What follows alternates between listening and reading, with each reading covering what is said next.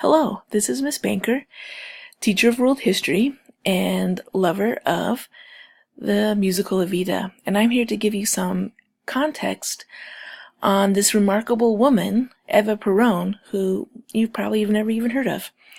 But in her time, she was one of the most influential women in the Western world. She was born in 1915 in rural Argentina in poverty. While her father was a well-to-do farmer, he did not acknowledge her mother or her siblings, and they were illegitimate. And so when she was a teenager, she decided to go to Buenos Aires to become famous and think of that ambition because she achieved her goal. By 1940, here, she became well-known actress on the radio and a personality. And by the time she was 28, I believe, she married one of the most controversial and powerful men in Argentine politics, Juan Perón. And they were married secretly in 1943. And in 1946, he became the president of Argentina, and she then became his first lady. To understand how remarkable she was, this was a time in South American history where women did not speak publicly about politics or all kinds of things. And here she was putting herself forth as a woman of the people. They called her the Lady of Hope. She advocated for better working conditions, hospitals, schools, and also for suffrage for women. And in 1947, she achieved her legislative triumph when women were indeed granted the right to vote.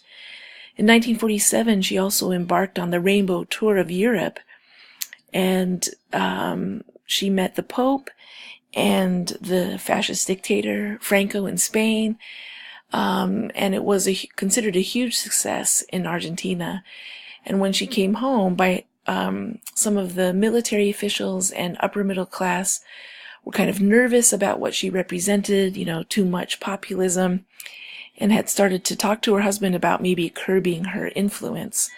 Here they are in their official portrait, and she was the first lady to be included in the portrait. And you can see she was an elegant and beautiful woman. And while that was something controversial, right, as a woman of the people, she was always dressed in beautiful clothes and, this carefully cultivated image. And in 1951, she and her husband began to campaign, but as a team, as president and vice president. And so you can imagine this was pretty controversial. She eventually stepped down from this campaign to become vice president in 1951. And there's some debate on why that is. Did her husband get a little nervous about her popularity or under the influence of other people? But in reality, she was quite sick and was dying of cancer. And she died in 1952. And here is her funeral procession a few days later after her death. And some believe maybe up to 3 million people attended her funeral procession.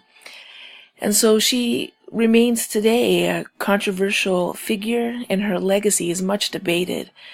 But one cannot deny that people, especially women of Argentina, loved her. And so hopefully you will enjoy the musical and form your own opinion.